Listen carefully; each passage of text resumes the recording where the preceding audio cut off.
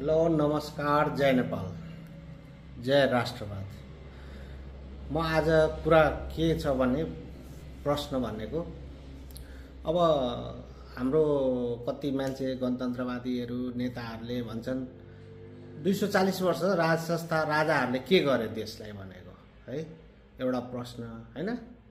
अब यो राज परिवार भनेको राजाको उसमा अब वंशको आधारमा राजगद्दीमा बस्ने भन्ने कुराहरू छ। मेन चाहिँ 240 वर्ष राज संस्थाले के गर्यो भनेर त्यो प्रश्नको बारेमा म आज केही उजागर गर्न चाहन्छु। किनभने कति अब नयाँ युवा नयाँ पुस्ताहरूलाई पहिलाको हिस्ट्री इतिहास धेरैलाई थाहा नहुन सक्छ है। कतिले त अब अहिले गुगलको जमाना हो, जो हेर्न खोज्छ थाहा हुन्छ, तर हाम्रो युवाहरूलाई धेरै युवाहरूलाई थाहा नहुन सक्छ। अब त्यो समयमा पहिला 240-250 वर्ष त्यत्रो वर्ष पहिला चाहिँ यो राज्य हाम्रो नेपाल भनेको काठमाडौँको भ्यालीलाई नेपाल भनिन्थ्यो पहिला, तर यो पुरै राज्य नेपाल एउटा थिएन हैन। त्यो समयमा के थियो भने सानसानो राज्यहरू थियो। सानसानो राज्यहरू आफ्नो आफ्नो राज्यपाट चलाउँथ्यो। उता भारततिर इन्डियातिर पनि सानसानो राज्यहरू धेरै 500, 550, 600 राज्य थियो है त्यतिखेर। त्यो समयमा लगभग 300-350 वर्ष। अनि एक समयमा पहिला मुगलहरूले आएर त्यहाँ राज्य सत्ता कब्जा गरेको थियो, एकीकरण गरेर सत्ता कब्जा गरेको थियो। मुगल पछि अङ्ग्रेजहरू आयो, ब्रिटिसहरू, अङ्ग्रेजले बिस्तारै त्यो इन्डियामा आफ्नो कब्जा बढाउँदै गयो राज्यहरूमाथि।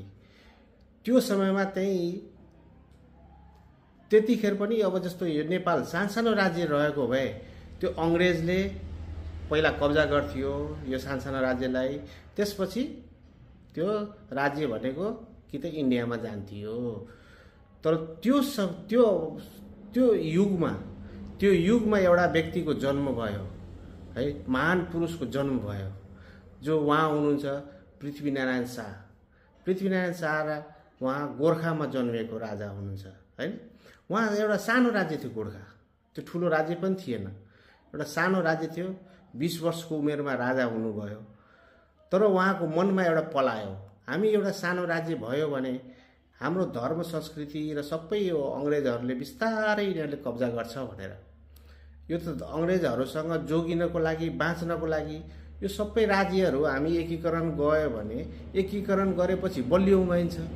बलियो भएपछि त्यो राज्यसँग अङ्ग्रेजहरूसँग लड्न सकिन्छ भनेर उहाँको मनमा यो कुराहरू आएपछि उहाँले गोरख बाबाको आशीर्वाद भनेको गोरख बाबालाई मान्ने राजा हुनुहुन्थ्यो र उहाँले त्यो आशीर्वाद अलिक पाएपछि उहाँले राज्य एकीकरण गर्न सुरु गर्नुभयो।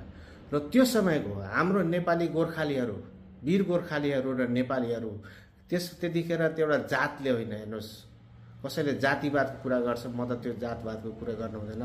त्योदेखि सबै नेपाली, राई, लिम्बू, मगर सबैजना मिलेर एउटा राज्य एकीकरण गरेर आज यो जुन सिङ्गो नेपाल, जुन आज हामी नेपाली भएर बाँचेका छौँ, त्यो राज्य एकीकरण गर्ने मेन श्रेय उहाँको हो।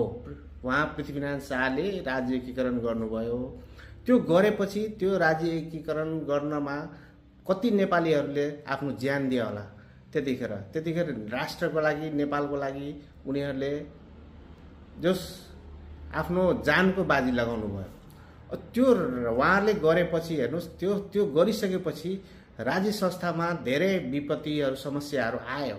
किनभने पछि पनि आयो नि, अङ्ग्रेजहरूले कतिचोटि हमला गरे नेपालमा होइन। सिन्धुलीगढीको युद्ध अङ्ग्रेजको, त्यो अङ्ग्रेजले हामीले यही वीर गोर्खालीले खेलाएको होइन। यदि उहाँले नखेलाएको भए, उहाँहरूको नेतृत्वमा हाम्रो नेपालबाट सेनाले नखेलाएको भए आज हामी नेपाली रहन्थ्यो त? रहँदैन थियो। त्यो हामी सोच्नुपर्ने कुराहरू। त्यस्तै पश्चिममा पनि होइन, अङ्ग्रेजले लखेटेकै हो। त्यो भएर त्यो समयमा चाहिँ उहाँहरूले युद्ध मात्र हुन्थ्यो। त्यो समयमा विकासको परियोजनै थिएन। संसारभरि के थियो भने जसको शक्ति छ उसले राज्य सत्ता कब्जा गर्ने। त्यो परिस्थितिमा उहाँहरूले राज्यलाई कसरी सुरक्षित गर्ने हो त्यो मात्र एउटा पहिलो सोच हुन्थ्यो। त्यसपछि अब के भयो भने राणाकाल आयो, राणा शासन आयो। राणाहरूले पनि 103 वर्ष चलायो। त्यतिखेर पनि राणा शासनको बेलामा पनि देशभरि त्यही थियो। संसारभरि के थियो भने जो शक्ति छ उसले कब्जा गर्ने। त्यो अवस्थामा पनि राणाहरूले पनि बुद्धिपूर्वक आफ्नो देशलाई जोगाएर राख्यो। केही भूभाग दिएर पनि सिङ्गो नेपाललाई जोगाएर राख्नुभयो।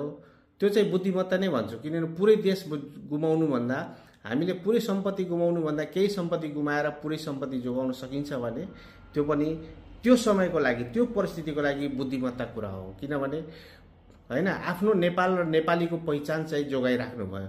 यदि त्यो त्यतिखेर उहाँहरूले पनि छोडिदिएको भए देश भाँडमा जाओस् भने जे जाओस् हैन, हामीले खाना पाएको छ भनेर, त आज के हुन्थ्यो भने हाम्रो पहिचान रहँदैन थियो, नेपालीको पहिचान, गोर्खालीको पहिचान हुँदैन थियो। त्यो एउटा राणाकालको समय गयो 103 वर्ष। त्यसपछि अब 2007 सालमा प्रजातन्त्र आयो है, सबैलाई थाहा होला 2007 सालमा प्रजातन्त्र